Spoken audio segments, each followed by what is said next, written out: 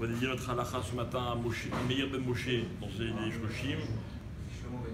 Shlomo Ben Amram, dont c'est aujourd'hui la Haskara. Pour continuer dans ce qu'on disait hier,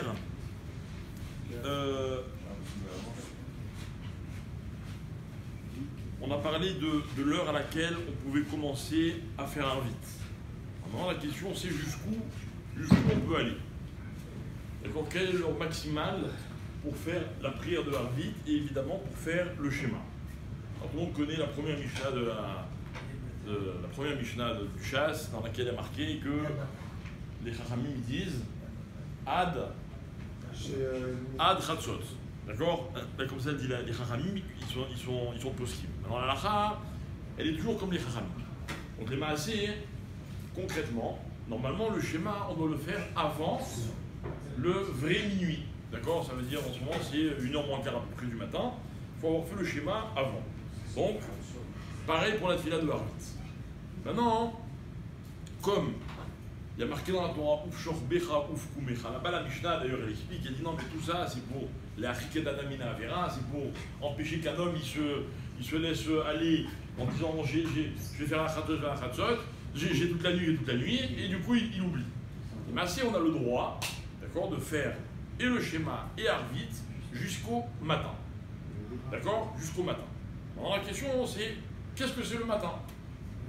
Ok? Ici le matin, chez nous dans la synagogue, le matin c'est très tard. Hein, puisqu'on a tous, on a beaucoup de lève-tard ici, qui nous racontent qu'ils se lèvent tôt, mais on n'a jamais vérifié. Ok? Mais en tout cas, il y a deux possibilités pour le matin. Ok? C'est quoi les deux possibilités? Soit Amoud HaShachar, soit Netzachama. Ok, ça veut dire quoi? De la même manière que pour la shkia, on a un safek, est-ce que la shkia c'est déjà la nuit ou pas? Le matin c'est pareil, est-ce que c'est ce qu'on appelle l'aube, le lever du jour, ou est-ce que c'est le lever du soleil? Dans les Maaseh, hein? Les Maaseh, Vadaï, c'est certain qu'on peut faire un vide que jusqu'à Amoud HaShachar. Et le Rav, c'est ça que Sefi ramène, et il dit, dans un cas de Onès, c'est pas Bediavad. Onès, c'est vraiment quelqu'un, il a vraiment eu un empêchement. Ok? Je vais vous donner un exemple d'empêchement. Alors celui-là, il peut aller même faire Harvit et Kriyat Shema jusqu'au Netzachama. C'est un grand chidouche jusqu'au lever du jour. Il dit, mais par contre, la seule incidence, c'est qu'il fera toute la tefila de Harvit, sauf, allez d'après vous, qu'est-ce qui va sauter dans Harvit? Ici. Hein? Je n'entends pas. Il va sauter Ashtivenu Avinu les Shalom. La dernière bracha du schéma, dans laquelle on dit laisse-nous aller dormir en paix. Et celui-là, il ne va pas en plus demander qu'on laisse aller dormir. D'accord? Alors les Maaseh, j'espère que ça arrive à personne ce genre de situation, où on laisse passer toute la nuit, etc. Ou alors on te préserve un vrai cas de force majeure. Mais il peut y avoir des cas, par exemple quelqu'un qui prend l'avion. Ok, il fait New York, Tel Aviv. On ne sait pas quand il fait jour, on ne sait pas quand il fait nuit, c'est terrible. On est complètement, on perd complètement nos repères. Et d'un coup, il se dit, ah mince, je crois que c'est l'heure déjà du jour. Alors s'il a dépassé Amoud HaShachar, mais qu'il n'a pas dépassé le net, il peut encore. Autre cas, ou moi qui m'est arrivé, si vous trouvez dans un pays nordique, ok, en plein été, non, alors je ne parle pas des pays où il ne fait pas nuit. Là, il y a une halakha particulière. Mais moi, je me rappelle quand j'étudiais à Gateshead en Angleterre, donc c'est le nord-nord de l'Angleterre. Hein, pour vous donner un exemple, en plein été, donc mois de juin, fin juin, d'accord, selon Rabbeinu Tam, il n'y a pas de nuit. Il fait nuit. Mais selon la chita de Rabbeinu Tam qui dit que la nuit, entre autres, c'est que le ciel il soit noir, le ciel, il n'est jamais complètement noir. La veillée de Shavuot, si on voulait, elle pourrait durer un quart d'heure. Dommage, on pourrait déjà faire la tefila le temps de se mettre à étudier. La nuit tombe très très tard et le Amoud HaShachar c'est très très tôt. On regarde qu'il s'est fait piéger, il n'a pas la nuit, etc.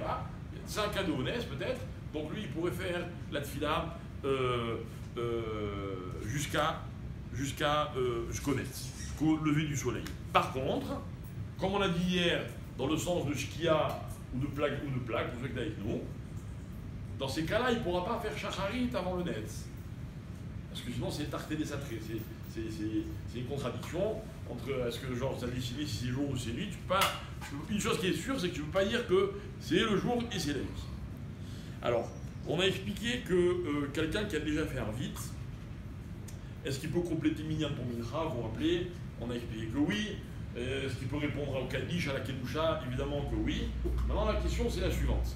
Quelqu'un qui fait Arvit un peu tôt, okay, toujours dans les horaires autorisés, en même temps que lui, en même temps que eux ils font Arvit, ce Minyan-là, il y a un autre Minyan à côté qui font Mincha. Donc lui fait ça à Midas, ils sont pendant la Midas, ils disent Baruch Hashem, Mechaya Metim. Et au même moment, la salle d'à côté, ils arrivent à la Kedusha. Vous avez compris le cas? Que font la Kedusha? Alors, si je suis en train de faire Shacharit ou Mincha, imaginez que nous dans la synagogue, on fait la Mida Belachach à voix basse, d'accord? Vous arrivez à Baruch Hashem Mechaya Metim, et au même moment, il y a un Minyan à côté, et ils sont à la Kedusha. Vous avez le droit de répondre à la Kedusha.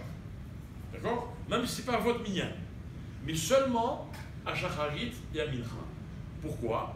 Parce qu'à Arvit, ils n'ont pas été métaken à Kedusha. Donc ça veut dire comme ça que quand j'ai fini Arvit, j'ai aucun problème de répondre à la Kedusha d'un autre minyan. Mais quand je suis dans ma Amida, étant donné, alors le Rav dit, c'est un safek. Il dit, mais étant donné que s'interrompre au milieu de la Amida, c'est très grave. Non, pas où alors on s'arrête. Comme s'interrompre au milieu de la Amida, c'est très grave. Alors on ne répond pas à la Kedusha et on continue la Mida. Ce que l'on peut faire éventuellement, c'est se taire, avoir la kavana de ce que eux ils disent quand ils disent Kadosh Kadosh, mais sans sortir un mot de sa bouche, et après poursuivre à ta Kadosh. Ok? Presque. Ok, alors. Par contre, si il est en train de faire Arvit, même au milieu des brachot du Kriyat Shema, même pendant le schéma, il entend une Kedusha, c'est quoi l'alacha? Il a le droit de répondre, mais pas quand il est au milieu de la Mida. Ok? Dernière halacha, quelqu'un qui ne se rappelle pas, ou qui ne sait pas exactement, il ne connaît pas les horaires, il a un safek, est-ce qu'il a fait le schéma après Tzedek Kochavim ou pas après Tzedek Kochavim? Qu'est-ce qu'il fait? Il ne sait pas schéma des Vatala? Non, c'est pas schéma des Vatala, ça n'existe pas schéma des Vatala. C'est qu'une bracha qui est Vatala. Le schéma, c'est des il peut le faire autant de fois qu'il veut. En Kamouvan, évidemment que s'il a un safek, il vaut mieux qu'il assure et qu'il refasse le schéma. Voilà. Donc le Shabbat rentre ce soir à 18h55. Il est un peu tunisien ce Shabbat.